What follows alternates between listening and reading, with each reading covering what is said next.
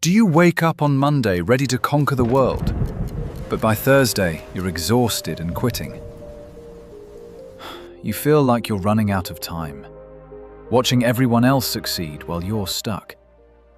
But here is the hard truth. Giving 110% is exactly why you're failing. Hit that subscribe button right now to master your mindset, and watch this story to the very end to learn why you need to stop being a hammer and start being the water. Leo was 25, and he was running out of time. Or at least, that's what the panic in his chest told him every morning. We all know a Leo. Maybe you see him in the mirror. He lived in the world of Insta-Success. He scrolled through his phone, seeing 20-year-old crypto millionaires and fitness influencers with perfect abs, and he felt like he was suffocating.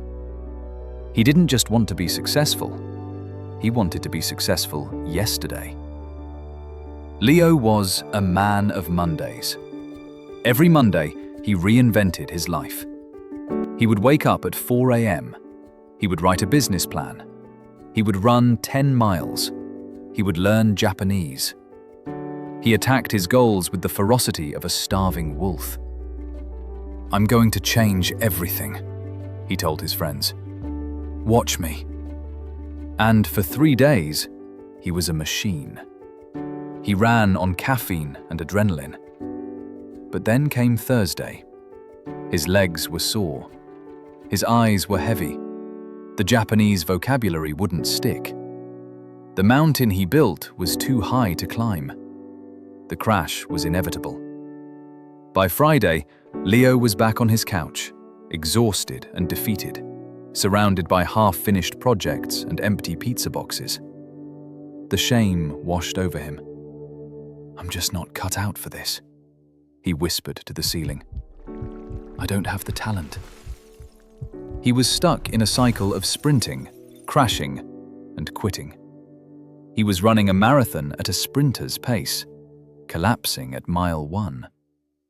One evening, after another failed week, Leo sat on a park bench, aggressively untangling his earbuds. He yanked at the wires, frustrated, muttering under his breath. Next to him sat Silas.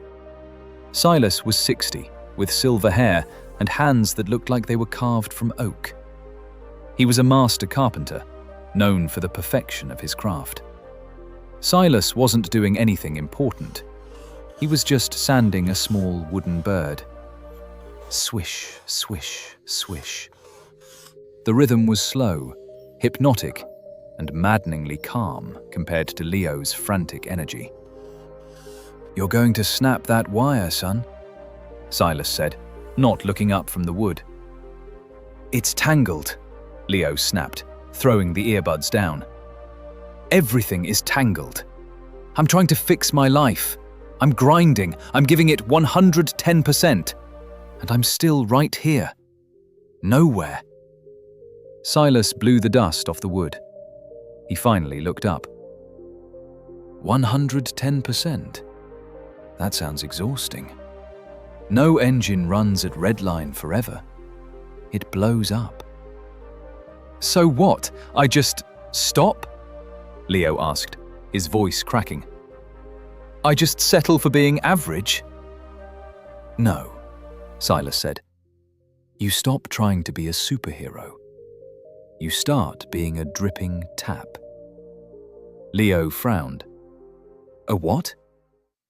Silas set the wooden bird down. "When I was your age, I wanted to build cathedrals. I tried to build a whole roof in a week. I rushed. I made mistakes.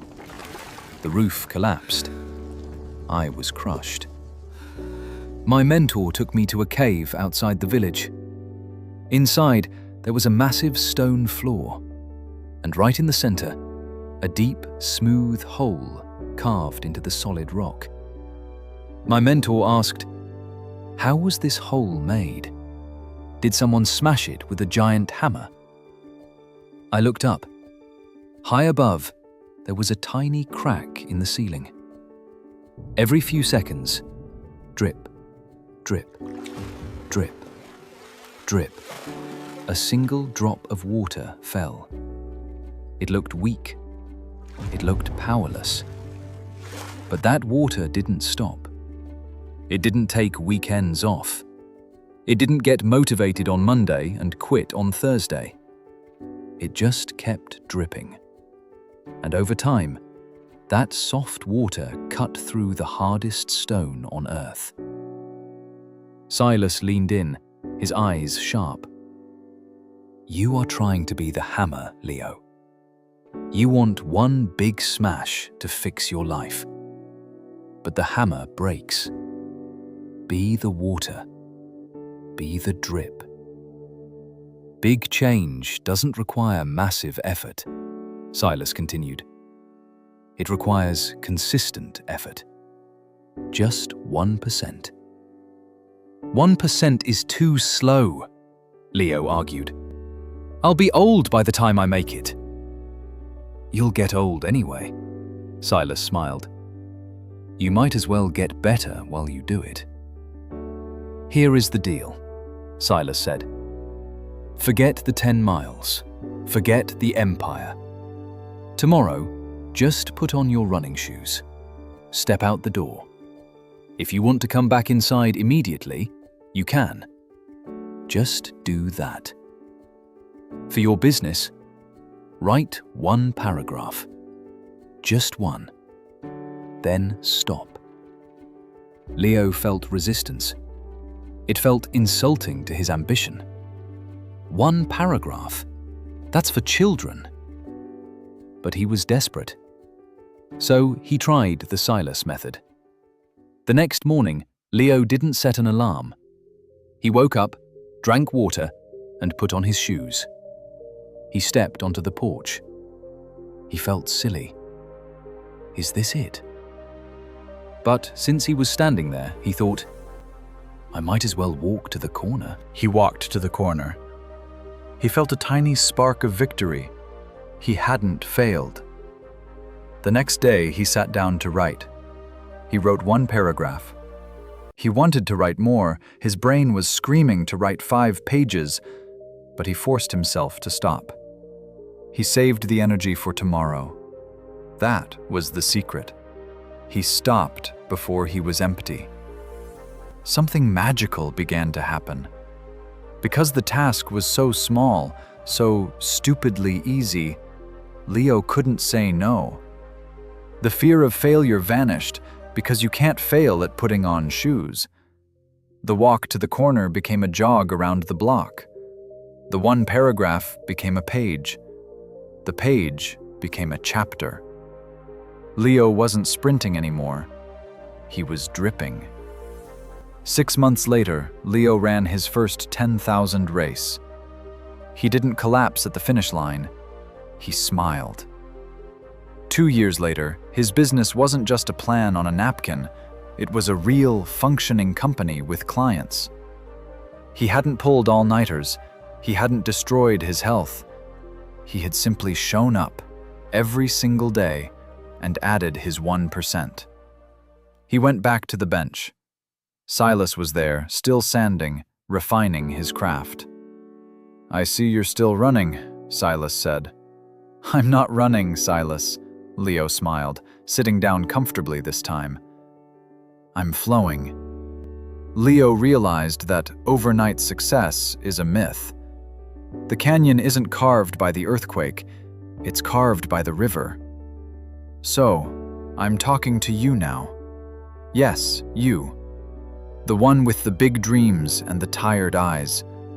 Stop looking at the mountain. It's scaring you. Look at the pebble at your feet. Don't vow to read the library. Read 1 sentence. Don't vow to lose 50 pounds. Just eat 1 apple. Don't vow to change your life. Just change your next 5 minutes. Be the water. Be relentless. Be the 1%.